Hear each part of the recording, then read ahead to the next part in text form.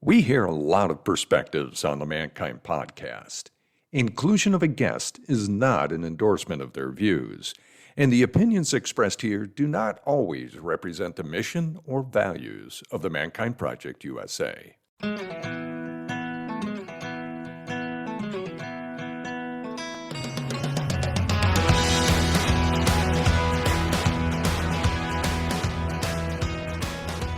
G'day and welcome to another live recording of the Mankind Podcast, the show where we break the molds of modern manhood to prove there's more than one way to be a man.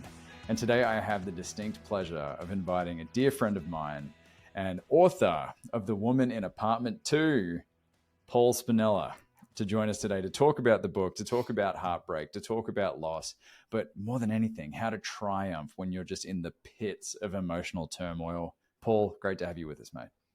Yeah, likewise, man. Honored to be here. Thank you.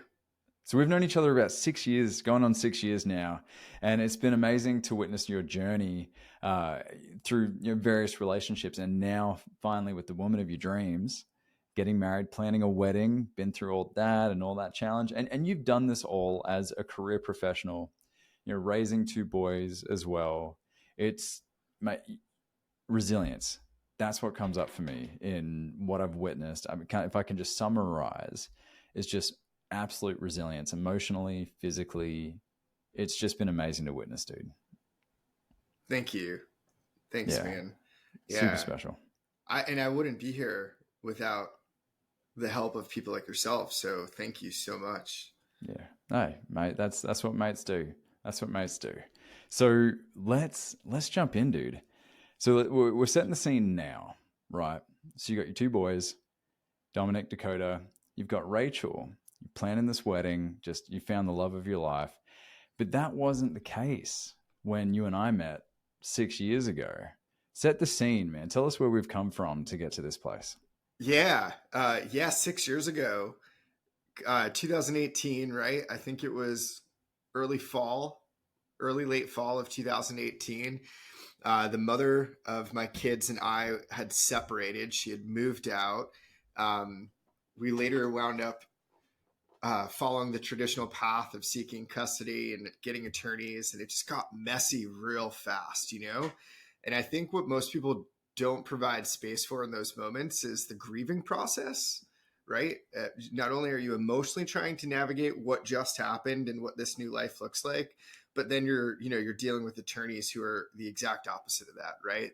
At least from my experience, none of them are therapists. They're all just focused on earning money and extending the process as long as possible. So that was sort of this setting, right? And it was the first time in my adult life where I chose to seek out a therapist. And I just had such a desire to really initially, I just wanted to solve things. I wanted to fix things, which was an old pattern of mine that I had to break. But I really just wanted to fix it. And that was because I couldn't handle the pain. And surrounding myself with helpers from since then, and just being vulnerable and open and willing to learn from others, really, even before then, has been such a staple and cornerstone. But I've always used those resources professionally or academically. I never really thought of using a resource like that for personal development, right? Or for healing.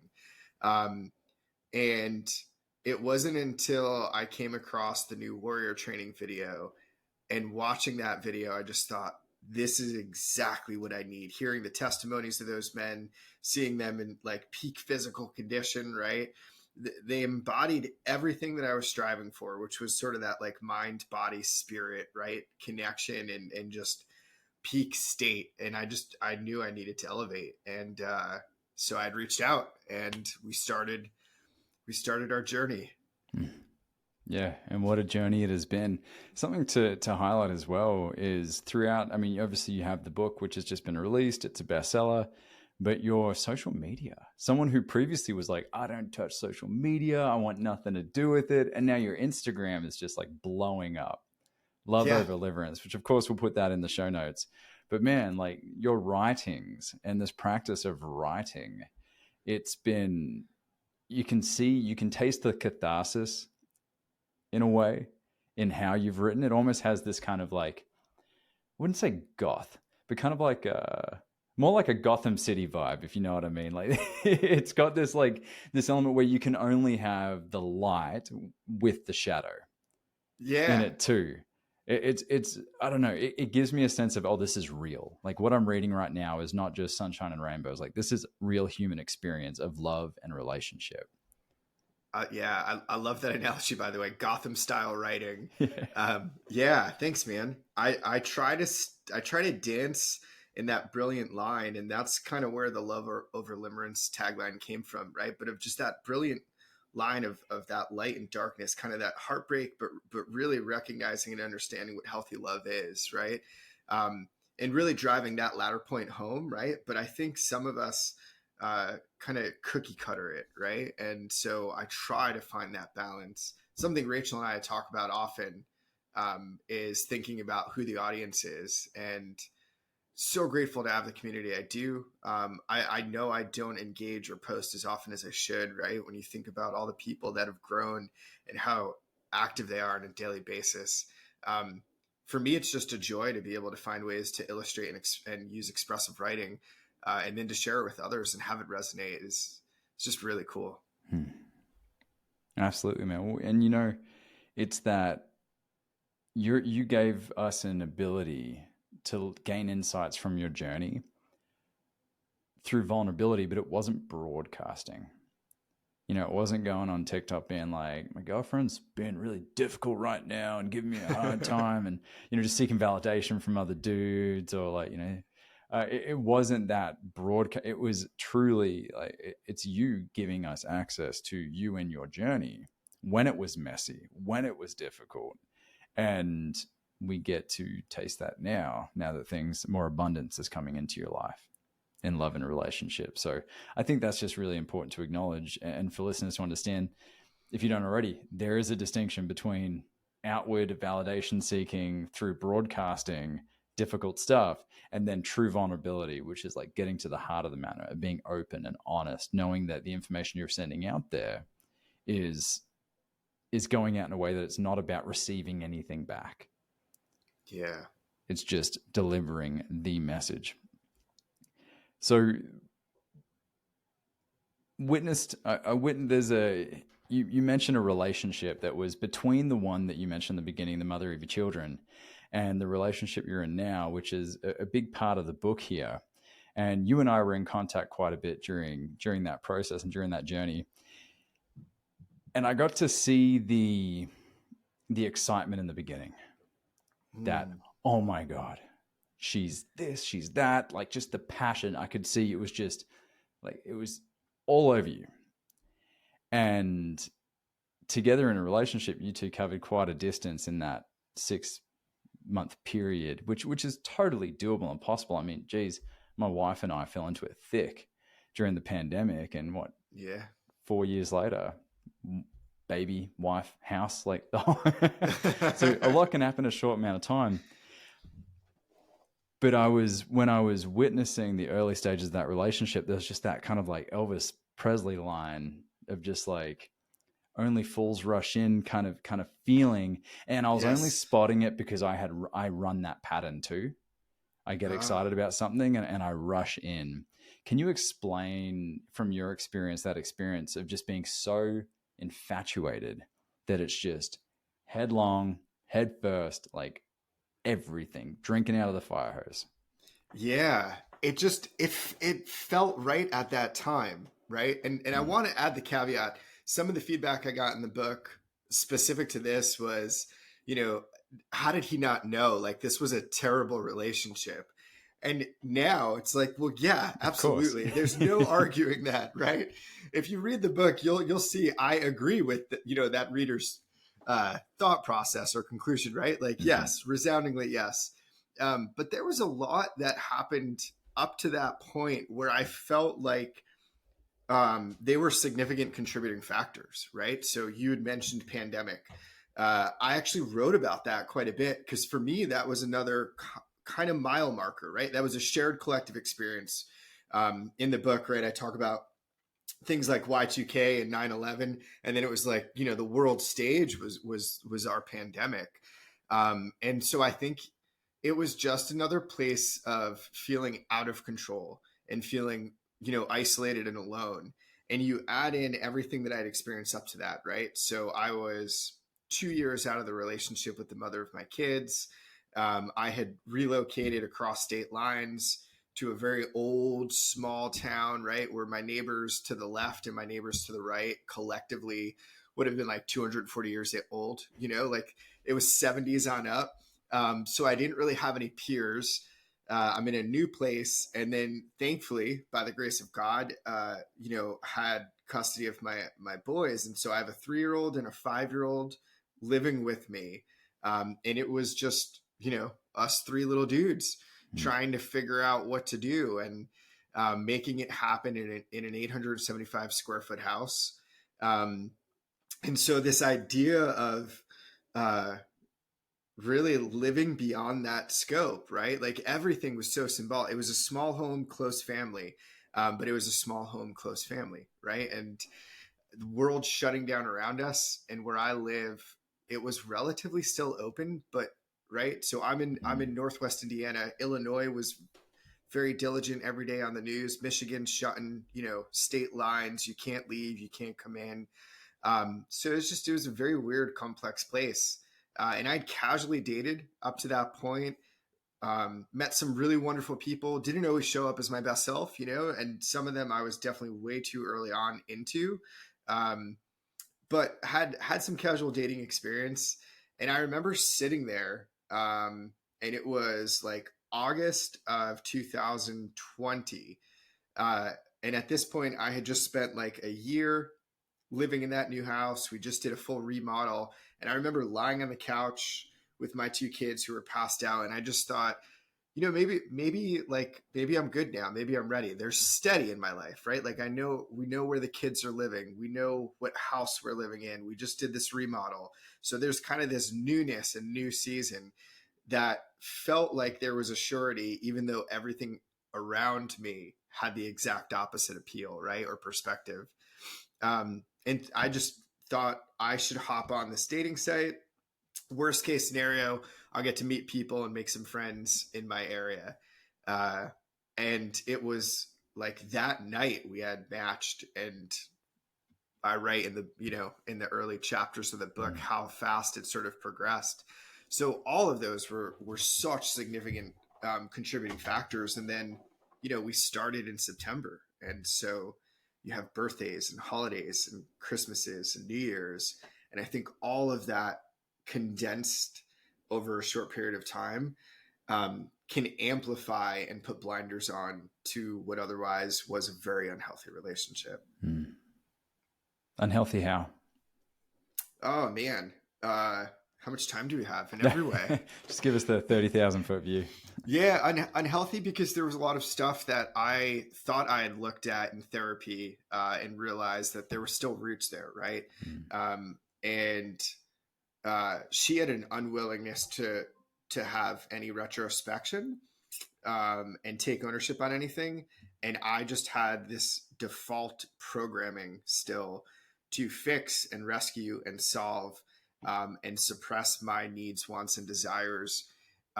If it made my partner feel safe and if it made my partner happy, then that's all that mattered. And if they were going to stay, then I must be doing something right. And if they're not going to stay, then I must be doing something wrong. Based on your lived experience, that's what you'd lived through, right? Yeah, 100%. So it was just confirming that fear, that trauma. Yeah, everything was very conditional, right? Yeah. So you just kind of learn to adapt to those conditions.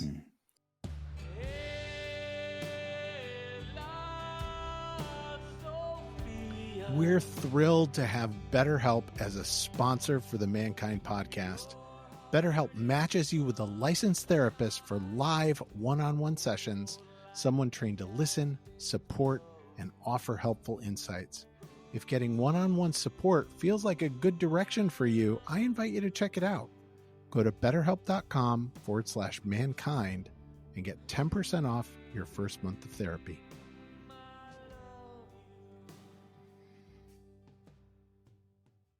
if I can take myself back to those relationships where the dysfunction was clearly there, but there's almost this, it's met with like a passion, like an excitement and a danger and something new where it's like, but I've never, but when it's good, it's amazing. Yeah. But when it's bad, I don't want to crawl out from the rock I'm hiding under right now. And to me, that comes out as, just from my own experience, like those are the flags where I'm like, ooh, like to live in that tension of hot passion, excitement, taking on the world, to just snap so quickly to this place of like, holy moly, am I going to get murdered in my sleep? Like, what's happening?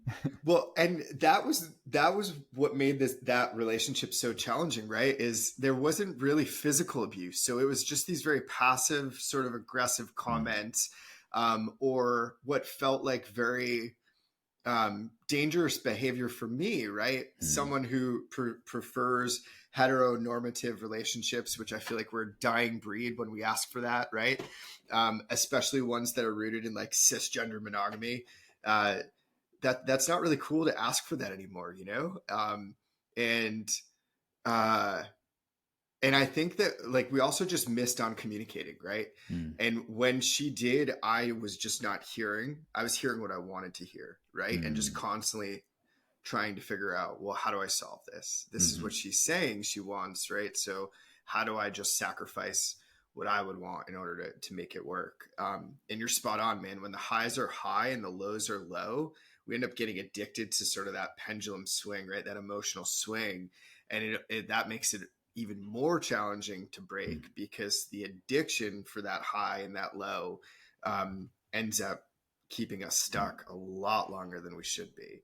And then you get in a healthy relationship and you realize it's kind of pretty steady. Yeah, it's almost boring, right? Yeah, exactly. It just totally flats. Yeah. And then very minimal troughs, very minimal valley. Yeah. Peaks. It's that's been my experience. So to kind of summarize that early stage of that relationship and that habit of running in, and I would, my words, kind of be that rescuer of whatever difficult thing they may be going through, or trying to maintain this relationship at all costs. What have you had to unlearn and subsequently learn to make your next relationships a success? Yeah, I'll answer the second part first, because I think that'll kind of summarize it a little bit better, or make it more succinct, right? So what I had to learn was self-love and self-worth. What I had to learn was that my voice does matter, that I could be scared and I could still help. And that is an monologue or mantra, not an external one, right? My job is to make sure that I can do everything possible to show up as the best version of myself, while not sacrificing what my wants, needs, and desires are along the way, but also finding a way to communicate them. And something that I had to learn specifically with boundaries is boundaries are for me, not my partner, right? They're almost like rules of engagement. And it's my job to kind of go in knowing what those are, and not necessarily like understand what my tolerables and negotiables are and non-negotiables are. I didn't understand any of those going into a relationship. It was 100% emotion, all heart, no head. And I had to really separate the two, and focus on that, right? What are the characteristics of the type of person that I want to pursue? What are their values? What are their wants, needs, and desires? Where's the alignment, and where's the misalignment, and what amount of misalignment is okay?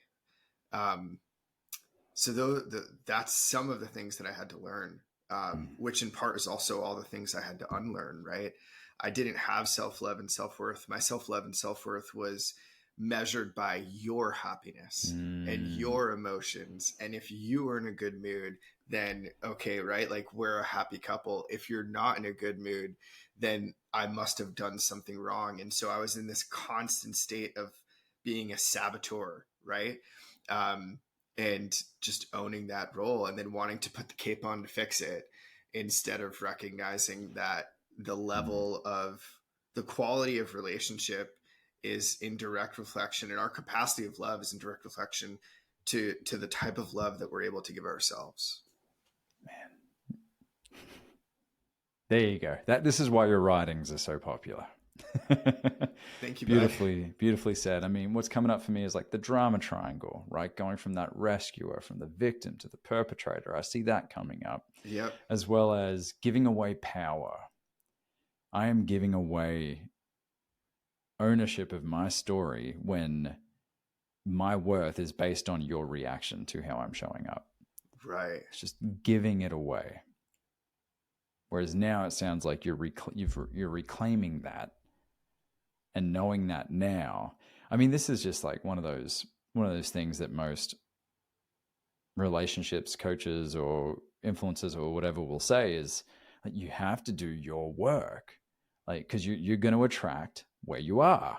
Mm-hmm. And so as much as someone might read this book and want to blame this other woman, the counterpart to your relationship in the story, it's like, no, you were both partied to this whole situation because you attracted each other based on where you're at. Yes. In your journey. So, man, I want to just quickly do a quick little aside. Now, you're a father of 2 boys.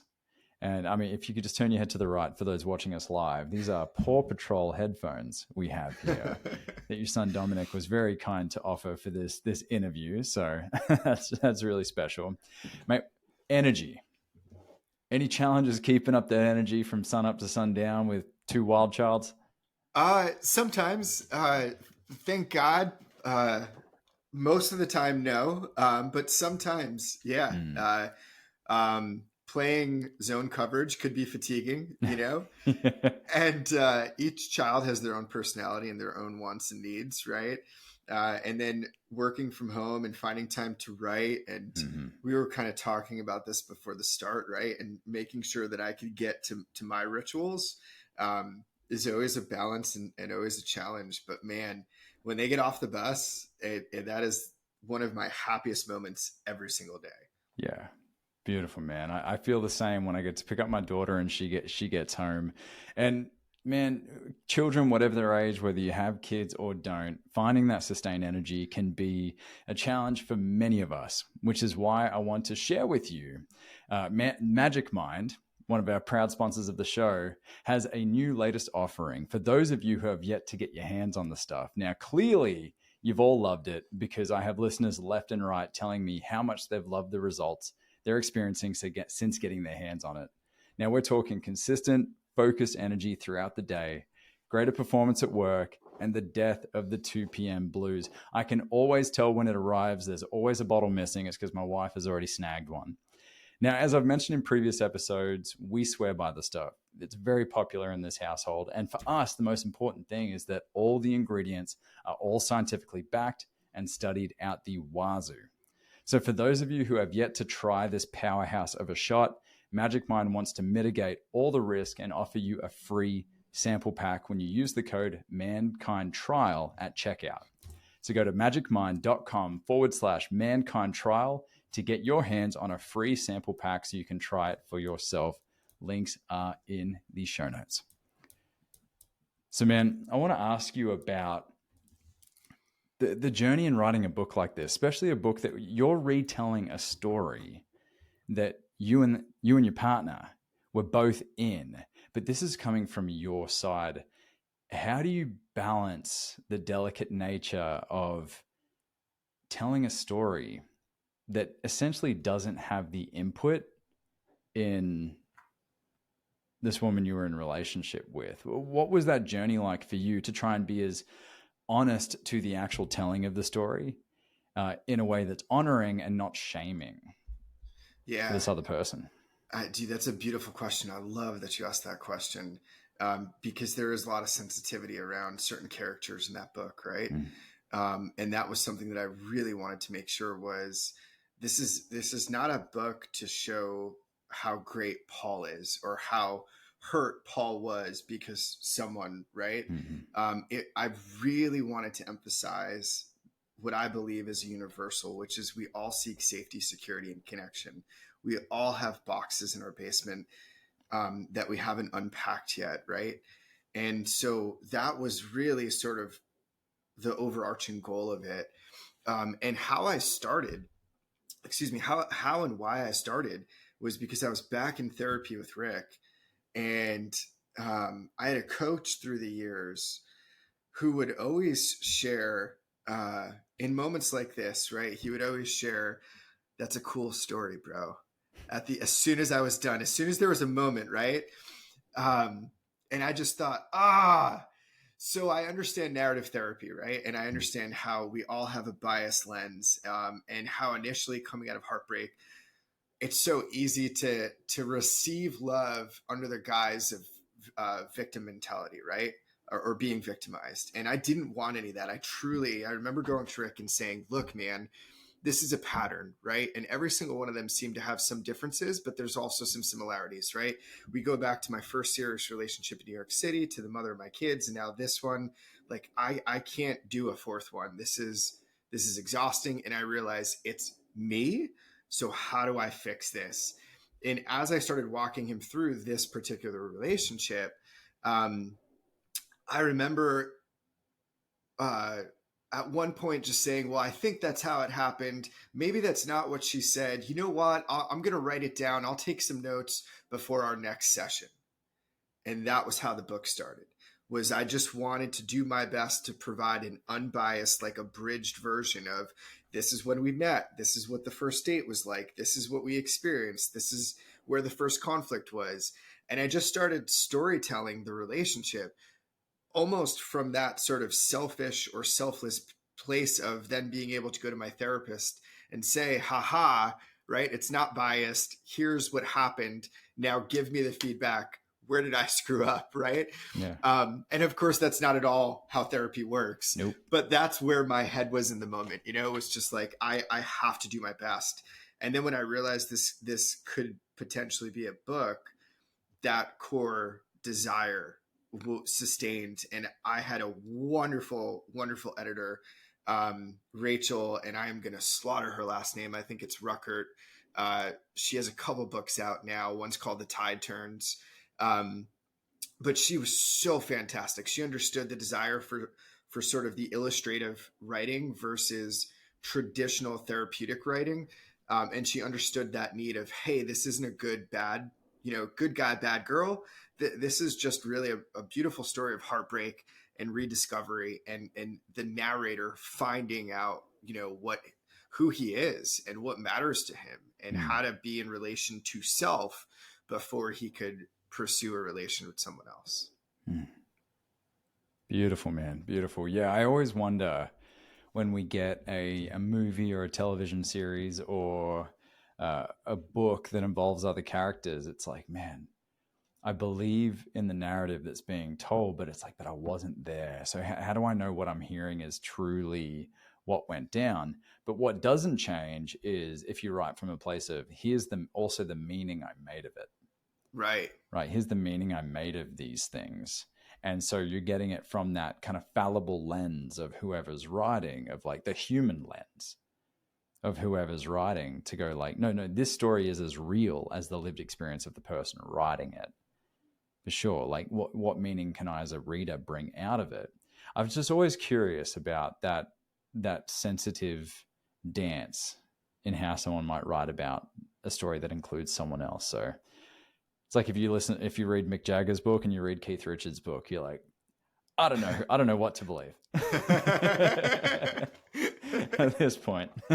Yeah, absolutely, man. Yeah, I think it's it's honoring everybody in it, and that's a big reason why I opened the book with giving thanks to the woman in apartment 2. It's not because there's this desire to like reconcile, right? But it's just acceptance is a beautiful place of love.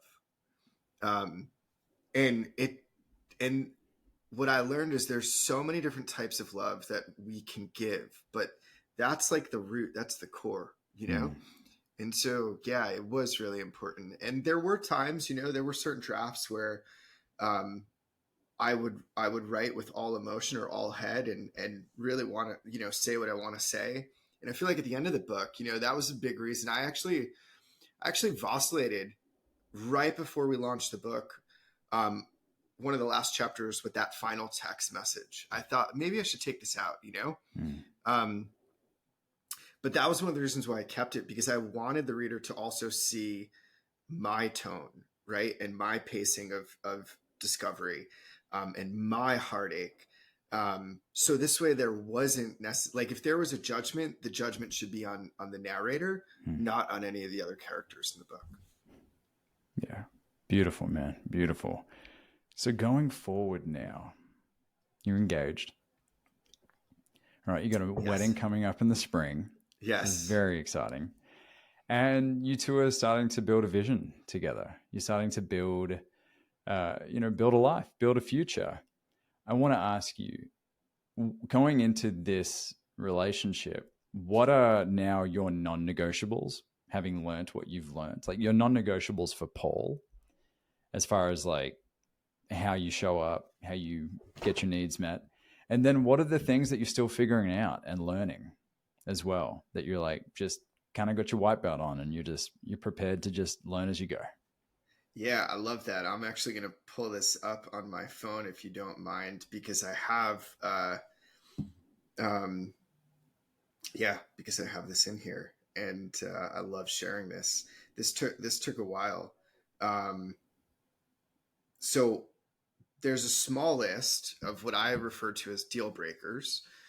Just 5 things. First one is, I will not tolerate an abusive relationship of any kind, right? Mentally, spiritually, emotionally, physically. 2, I will not engage with someone who doesn't value their spiritual, physical, mental, and emotional well-being. And that was a big one for me, because I remember thinking, right, like, well, it's okay if we have this separate perspective of certain things, but for me, some of those are really important, right? 3 is, I will not engage in a one-sided relationship where omission, lies, or poor communication exists. 4, I will not engage with someone who doesn't have a healthy sense of self-love and self-worth. And 5, I will choose someone who can safely communicate when something doesn't feel right. And that was a really, really, really big one for a long time. Yeah. And go ahead. So the and I imagine, so the last 2 you've got, self-love, right? Someone who doesn't have self-love. And then the last one was someone who doesn't communicate, I guess, compassionately. So forgive me, I'm using my words here, but communicate when their needs aren't being met. Is that right? Yes. Communicate safely. Safely. Yes. So are those rigid rules? Because I have seasons where I'm like, I'm not feeling too good about myself or hot about myself. And my wife probably sees it. And there are times where I communicate like an absolute turd. Yeah.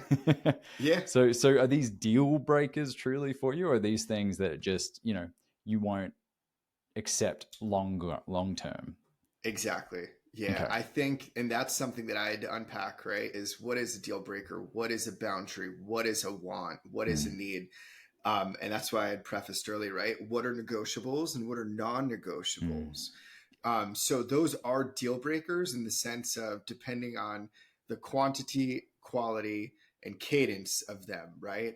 And it isn't a zero sum. I see this all the time. There's so many people who are experiencing heartbreak and then become like self-diagnosis gurus because they've watched 1,000 hours of YouTube videos convincing them that their ex is a narcissist, and then everything becomes a red flag, and what I always share is, you're going to have red flags in your relationship. It's not about being able to say that's a red flag and running.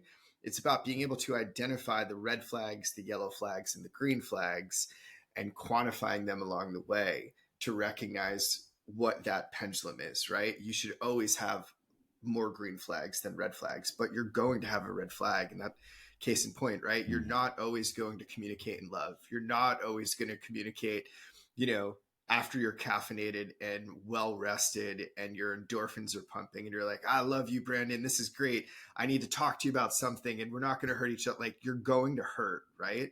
You're going to hurt as an individual. You're going to hurt your partner. And that's inevitable of being in relation to one another. But it's seeing that the evolution of your partner, right? Seeing how they commit. I think Rachel's a great example. She used to go to Planet Fitness a couple times a week. And she took the brave step into an Orange Theory, and she loves it. And it's amazing, dude. Like, hearing her come back and talk about how she's getting pushed, what the coach did, what the movements were. And then just the other day, she had mentioned how she wanted to go from 3 days to 4 days a week. So it's seeing those things and being able to celebrate them with your partner, right? And also recognizing if you're going to spend the rest of your life with someone, that hopefully will be a long time, right? As a 40-year-old man, I want to see at least another 60 more years, and God willing, that'll happen. And so the person that I am in love with today is definitively not going to be the same person in the next 10 years and 20 years and 30 years, and neither am I. So creating grace for that, but also realizing that the level of safety that we bring to the relationship at the end of the day, that's the most important. Safety. Yeah. Beautiful. Yeah. So like, you could be an asshole once in a while, right? But are you throwing things at the kid? Are you like bashing windows in? Are you trying to get into fights with strangers every time you guys go out because you think someone's checking out your wife, right? So like, what is that volatility and what is that self-control, and knowing where to give grace? Like I said, Brandon might have not communicated that so well this morning, but tonight he is coming to me and apologizing genuinely and authentically, and I see the change, right? And I see the actions. What's the verb of that, right? And so that's the long answer of, that they're loose, but there's a firm expectation for each and every single one of them. Poetry, absolute poetry, mate. Beautifully said. So let's capture this energy here. What do you say to someone right now who is in the throes of grief, heartache, and they whether or not they've separated or not, the writing's kind of on the wall. Their intuition's telling them that there's an inevitable split that's about to come.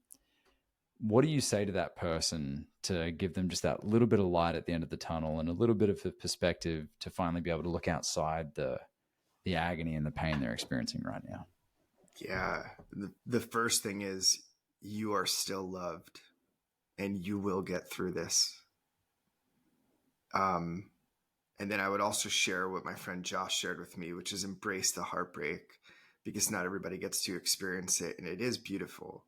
It's a beautiful opportunity to claw out on the other side and see your growth and your worth, to not repeat old blueprints or patterns that no longer serve you. It's the season of pruning. And lastly, I would say, don't think, just feel. It's okay to grieve. It's okay to be in a roller coaster of emotions. Let every single one of them pass through you. Feel them. Innately and intimately feel every single one. But just try not to think for a little while. Because when you're thinking and feeling at the same time, we often don't make the best decision. And I guess I would bookend with, because of that, seek out the helpers. Find the Brandon Clifts of the world. Find your men's groups. Find your churches. Find your therapist, or all of the above. But you don't have to heal alone, but you do have to heal. And in order to heal, you have to grieve first. So if you find yourself in a place of grief, just know that it's okay and you will get through it. Just let it move through. This too shall pass. Yes. Yeah. Beautiful, man. Beautiful. Well, you and I are going to be in each other's presence in a couple weeks. Yes, sir. Very exciting. Got you and Rachel coming down to Chattanooga for the Cohesive Couple Workshop, which I'm very excited to put on. It's something that my wife and I did a year ago in Columbus, Ohio, and the couple who created the system put it on. And to have, Christine and I got into our relationship relatively quickly. And the passion, the love, the excitement's always been there. But the guardrails was the vision, the goals, the family rituals. We had our daughter at that point. So it's like, man, how do we make sure we don't lose us in all of that? And so it was remarkably powerful for us. And the experience was just, we're still feeling the effects. Our 3-year goals have been achieved in a year. And because of that, we wanted to bring it to Chattanooga for our friends and family to experience it themselves. So for those of you out there that want to get that sense again that although you and your partner are in the same river right now, not quite paddling in the same boat, if you want to get back in the boat together and experience that sensation that you had when you were newlyweds, the invitation is out there to all of you who would like to be involved for the Cohesive Couple 2-day workshop happening here in Chattanooga, October 12th and 13th. Links to that will be in the show notes or the comment section of whatever respective platform we're streaming to right now. So I'm excited to share that with you, Paul. It's going to be a lot of fun. Yeah, likewise, man. We're so excited. Very grateful for the invite. Definitely looking forward to it. I mean, anything that you put a stamp of approval on, right? If it has a testimony from Brandon, there's value and weight there. So yeah, we're looking forward to it. Thank you. Yeah, man. Heck yeah. So for those that want to get their hands on your book, links also are in the show notes. The Woman in Apartment 2, a story of love, loss, and learning to let go. It's a fantastic read. It's heartfelt. And thank goodness, it's not too thick. I appreciate that. I appreciate that. So having just gotten through the Game of Thrones series, I'm so thankful to pick up something this light. Yeah, thanks, man. That was my goal too, was to write it so it's just long enough or just short enough that someone could finish it in a 3-hour flight. And that was what I wanted to accomplish, because I have a dozen books in my Amazon cart right now, and every single one of them are 400 plus pages. And I'm just like, right, parent, it's like, this is going to be a great vacation book, but I just don't have that much time and energy right now, That's such a good qualifier. Can I read it in a 3 to 4 hour flight? Can I listen to it in a, house project, a single house project that I can do over a weekend? I love that. I'm going to keep that in mind when I write my book. Young, dumb, and full of passion. That'll be beautiful, man. And tell us about your Instagram, how we can follow your content there. Yeah, that's hands down the best place to find me. So on Instagram, on Facebook, also have a website, loveoverlimerence.com. It will get updated soon, but that's a great place to kind of learn a little bit more about the coaching side. And then of course, Instagram handles loveoverlimerence. So yeah, please feel free to follow, comment, DM me, send messages, questions, whatever you want. I try to engage with my community there as often as possible. Beautiful, Paul. Well, mate, this won't be the last time you join us. In fact, you were on some of the earliest episodes of the first iteration of the show, which was Masks Off Monday. So, mate, amazing to come full circle and have you with us. Lots of thanks and gratitude there. But of course, the most thanks has to go to you, the live audience and the listeners out there that have been joining us for the past 3 years and 170 episodes of this, the Mankind Podcast, the show where we break the molds of modern manhood to prove there's more than one way to be a man. What do you say, Paul? Have we achieved that today? I think so. I hope so. Yeah, I know so. So lots of love. We'll see you next week. This has been another episode of the Mankind Podcast, produced in association with the Mankind Project USA. We have been your hosts, Boyson Hodgson and myself, Brandon Clift, and we want to thank our guests for joining us today and imparting their wisdom from their experiences in this amazing journey called life. If you want to find out more about today's guests and support them in their mission, you can find links to them in the show notes. Now, if you have found gold and insights that you believe could benefit your loved ones and those you care about, be sure to share it with them. And of course, we are always grateful for a rating and review of the show on iTunes. Now, above all else, we've got to thank you, the listener, because through your attention and your support, you have made it possible for us to let men all over the world know that they are not alone and that there is more than one way to be a man. And if something in this episode has touched you, then perhaps it is the call to action to get involved in men's work. With live trainings happening constantly and in-person trainings happening all over the world, the Mankind Project definitely has something for you. Now, if you've enjoyed the music in this episode and all of our episodes, be sure to check out Jim Donovan and the Sun King Warriors. I have links to them in the show notes. And lastly, just know, what it means to me to be a man is completely different than what it means for you. That is the beauty of this journey. So if you are looking for guidance, support, and community as you begin to unpack and dive deeper into your men's work journey, then you know where to find us. Same place, same time, next week. Lots of love. We'll see you then.